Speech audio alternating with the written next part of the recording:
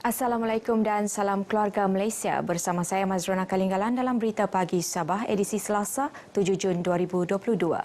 Penduduk perumahan sekitar Batu Tuju Sandakan diminta meningkatkan tahap kebersihan persekitaran selain bekerjasama dengan pejabat kesihatan kawasan Sandakan dalam menangani peningkatan wabak denggi. Setakat ini, Taman Merpati, Taman Raja Wali, Taman Nuri dan Taman Kenari merekodkan 23 kes demam denggi sekaligus dikategorikan sebagai hotspot denggi.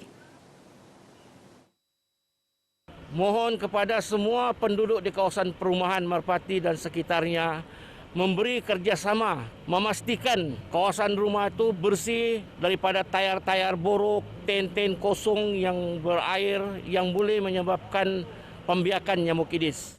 Ambil peranan lah sebab benda ni dia bukan sehari dua. Lepas kes tutup akan datang, kes boleh buka balik sekira masyarakat leka lah. Dia masih ada tempat pembiakan baru boleh berlaku dan kes akan berulang.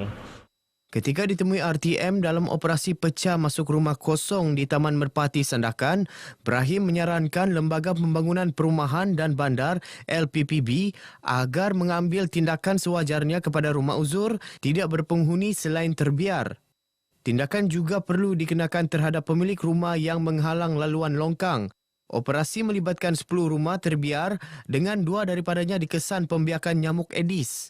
Seramai 46 individu daripada Jabatan Kesihatan, Polis Bomba Majlis Perbandaran Sandakan, Jawatan Kuasa Kemajuan Dalam Bandar JKDB, Rukun Tetangga dan Unit Pemimpin Pembangunan Masyarakat terlibat dalam operasi berkenaan. Suruhanjaya Koperasi Malaysia SKM Sabah terus komited membantu ahlinya terutama dari aspek menangani peningkatan kos sara hidup melalui mekanisme dalam program yang dianjurkan. Pelan yang telah berjalan itu juga menyaksikan berlaku gerakan kerjasama antara rakan koperasi khususnya di luar bandar selain persekutuan borong runcit, tabung modal pusingan yang murah dan pemberian pinjaman mudah. Pengerusi Eksekutif Suruhanjaya Koperasi Malaysia Haji Zazali Harun menyatakan perkara ini kepada pemberita selepas sambutan 100 tahun Gerakan Koperasi di Malaysia peringkat negeri di Kota Kinabalu. Khususnya di Sabah, saya melihat kalau koperasi kita bersatu, bergabung, terutama dalam aktiviti borong runcit, pengeluaran, peladangan dan sebagainya, insyaAllah kos per kapita kita boleh turunkan dan bila ada penurunan kos ini kita boleh bagi faedah ni kepada ahli-ahli koperasi kita lah. Sambutan tersebut memberi pengiktirafan terhadap sumbangan dan kejayaan sektor koperasi di Sabah kepada masyarakat setempat serta sumbangan dan peranan koperasi dalam pembangunan sosioekonomi negara. Tambah Haji Zazali, program seumpama turut berfungsi sebagai medan mempromosi produk dan perkhidmatan koperasi kepada orang ramai. Sebanyak 7 kategori anugerah kepada koperasi yang telah menunjukkan prestasi cemerlang sepanjang tahun 2021 dan 1 anugerah untuk individu terpilih sebagai tokoh koperasi juga telah disampaikan. Ini satu daripada rezeki lah dan juga mungkin hasil titik peluh dan juga usaha kerjasama seluruh penduduk kampung. Kami baru-baru ini telah terpilih sebagai Best Tourism Award di peringkat dunia di Madrid. So kita koperasi salah satu koperasi kampung ataupun komuniti yang mewakili Malaysia lah. Koperasi ini telah ditubuhkan selama 33 tahun. Terdapat pelbagai cabang perniagaan seperti stesen Petron, syarikat pelancongan, syarikat pengangkutan dan syarikat peruncitan. Jadi perkembangan bisnes ini adalah salah satu kejayaan koperasi kami lah. Saya yakin bahawa selagi kita berada dalam satu organisasi ataupun dalam satu koperasi itu yang pentingnya mufakat dan perpaduan niatnya akan menjadi inspirasi kepada khususnya anak-anak muda kita, para pemimpin bahawa koperasi ini yang sebenarnya dapat membantu rakyat di kawasan kita masing-masing. Turut disampaikan semasa majlis ini adalah penyampaian cek replika bantuan pembangunan koperasi dan juga pinjaman pembiayaan tabung modal pusingan Suruhanjaya Koperasi Malaysia TMP SKM bernilai lebih 13.5 juta ringgit. Koperasi Kemajuan Perikanan Nelayan Sabah (KoNelayan) komited membantu usahawan tempatan yang lama dan baharu melalui penyediaan pelbagai program berkaitan produk-produk berunsur hasil perikanan. Antaranya adalah berbentuk pinjaman kepada golongan usahawan yang ingin memulakan atau mula mencuburi bidang berkenaan. Pengurus Besar Kor Nelayan Sabah Haji Yusof Haji Awang Besar berkata, pihaknya melaksanakan bantuan pinjaman bagi menghasilkan pertambahan produk selain usahawan juga dibantu dari segi latihan bagi meningkatkan kualiti serta ciri-ciri pemasaran produk melalui kaedah baharu. Tahun ini kita akan pilih di kalangan mereka ini yang terbaik. Kita akan bagi satu bantuan dipanggil bantuan usahawan, di mana mereka hanya perlu bayar separuh saja bantuan itu, yaitu berbentuk untuk meningkatkan dari segi meningkatkan mesin peralatan dan juga modal pusingan. Beliau ditemui pemberita RTM dalam program penyerahan bantuan dana peniaga dan karnival usahawan serta sambutan keamatan Dun Tempasuk Kota Belud. Tambah beliau, usahawan yang berjaya bakal mendapat pengiktirafan sijil halal dan sijil mesti selain diberi bantuan berbentuk insentif pembungkusan produk berjumlah RM10,000 bagi mempertingkat kualiti pembungkusan produk dan pemasaran yang lebih luas. Dalam pada itu, Haji Yusof turut berharap agar penerima bantuan dapat memanfaatkan bantuan dan kemudahan kerajaan dengan sebaiknya sekaligus memajukan industri hiliran khususnya dalam penghasilan produk perikanan di negeri ini. Beralih kepada perkembangan semasa COVID-19 di Sabah, jumlah jangkitan baru melonjak kepada 63 kes semalam, pertambahan 18 kes berbanding Ahad. Menurut kenyataan jurucakap COVID-19 negeri, Datuk Seri Panglima Masih Dimanjun, 9 daerah merekodkan pertambahan jumlah jangkitan baharu. Hanya 4 daerah mencatatkan penurunan kes, manakala 16 daerah tidak merekodkan sebarang jangkitan baharu sepanjang tempoh 24 jam.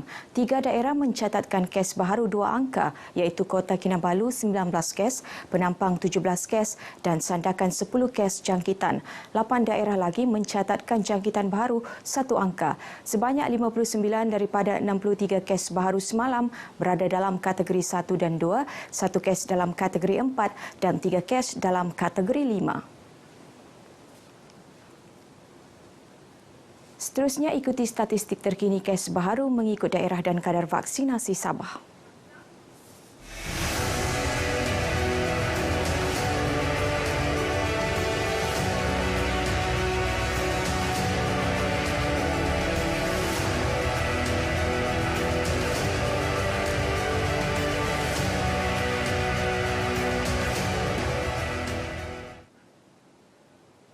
Jabatan Perkhidmatan Veterinar Sabah DVS bekerjasama dengan Fakulti Perubatan Veterinar Universiti Putra Malaysia UPM menganjurkan program pemindahan ilmu Vetpir Ruminan edisi khas sempena sambutan Jubli Emas 50 tahun. Pengarah Perkhidmatan Veterinar Sabah DVS, Dr. Norma Yusof berkata, program ini merupakan platform pemindahan ilmu daripada pakar yang berada di UPM kepada masyarakat. Tambahnya, kerjasama penganjuran program ini juga dilihat memberikan kesan serampang dua mata kerana hasil inovasi sistem pemantauan ladang ternakan secara holistik yang diperkenalkan dalam program ini yang dibangunkan UPM adalah seiring dengan inisiatif kerajaan negeri dalam transformasi perkhidmatan awam negeri ke arah kerajaan digital pintar. Beliau berucap dalam program berkenaan di Kota Kinabalu. Pemansuhan pentaksiran tingkatan 3 PT3 memberi pelbagai reaksi dalam kalangan ibu bapa. Secara keseluruhan, langkah itu dialu-alukan namun dalam masa sama, ibu bapa berharap agar kaedah pembelajaran berasaskan sekolah PBS dapat terus diperkasa secara holistik. Jadi setiap pelajar ini akan dinilai sama rata kerana setiap pelajar ini mempunyai kelebihan masing-masing. Selain daripada itu, peranan ibu bapa dalam PBS ini juga secara tidak langsung akan terlibat dan juga akan sangat bertanggungjawab untuk menyediakan apa jua bahan pembelajaran yang diperlukan. Kelebihan PBS ini ia dilaksanakan sebenarnya seiring dengan zaman teknologi kita yang semakin canggih dan semakin mencabar. Saya rasa kementerian ada satu pendekatan yang lebih baik untuk menggantikan PT3 bagi memastikan kejayaan anak-anak kita di masa akan datang. Mengenai PT3 itu kan, kalau boleh tidak perlu lagi lah, sebab kerajaan pun sudah kasih masukan, jadi tidak perlu lagi lah. Kalau bagi pendapat saya sendiri memang sesuai lah, tidak perlu lagi diwujudkan. Sebab sekarang pun sudah tidak ada sudah kan, jadi tidak perlu lagi lah. Pentingnya ada PT3, dia ada penilaian semula sebelum ke peringkat yang lebih tinggi lah. Kalau kita direct pergi kepada Form 5, murid kurang penilaian yang lebih baik lah. Cadangan saya, contohnya penilaian summative itu penting lah. Kalau dia tiada PT3, kena ada penilaian summative lah sebelum ke peringkat seterusnya. Untuk murid-murid bersedia untuk subjek yang lebih padat lah. PT3 ini sesuai juga lah dimasukkan untuk tahun ini. Sebabkan sebelum ini kita pandemik, kalau terus-terus kita anak tu PT3 mungkin kejutan lah untuk dorang. Mungkin belum bersedia. Selalunya dari tingkatan 1 hingga tingkatan 3 dorang sudah prepare kan. Untuk tahun ini mungkin dorang ada kejutan sikit lah. Pada 2 Jun lalu, Kementerian Pendidikan mengumumkan pemansuhan PT3 bermula tahun ini dan digantikan dengan PBS. PBS merangkumi 3 komponen iaitu pentaksiran bilik darjah, pentaksiran aktiviti jasmani dan sukan serta pentaksiran psikometrik. Segelintir masyarakat memanfaatkan cuti umum sempena Hari Keputeraan Duli Yang Maha Mulia Seri Paduka Baginda yang di-Pertuan Agong dengan membawa keluarga mereka beriadah di Taman Rekreasi dan Pantai. Tinjauan kru RTM di Pantai Tanjung Aru mendapati rata-rata masyarakat membawa keluarga beriadah di pantai ini kerana Pantai Tanjung Aru adalah salah satu kawasan tumpuan semasa cuti umum. Kita gunakan peluang ini bukan untuk tidak memang kita pun syuting tengok apa yang ada mungkin contohnya perayaan, tetapi kita gunakan ini untuk mengadakan dengan keluarga kita. Memandangkan selama 3 tahun kita telah ketinggalan untuk mengadakan silaturahim atau hubungan di antara keluarga kita. Kami bersama keluarga ini memilih cuti umum ini sebagai satu hari untuk bersama-sama keluarga keluar bercuti di pantai ini, sebab ini adalah masa-masa yang kita dapat luangkan bersamalah dengan keluarga dan sambil mengeratkan hubungan sama keluarga. Cuti umum ini hari memilih kerana kita semua tahu, sudah maklum di Tanjung Aru ini kan pemandangan dia cantik, lagipun senang orang bilang berkelah. Jadi itulah senang kita membawa anak-anak, budak kecil bermain di sinilah. Bagaimanapun orang ramai dinasihatkan agar terus mematuhi SOP dalam memerangi penularan wabak COVID-19 yang masih berada dalam komuniti. Baik, paparan tadi mengakhiri berita pagi Sabah kali ini. Keluarga Malaysia erat kerjasama tingkatkan persefahaman. Dengan itu saya Mazrona Kelinggalan. Salam hormat.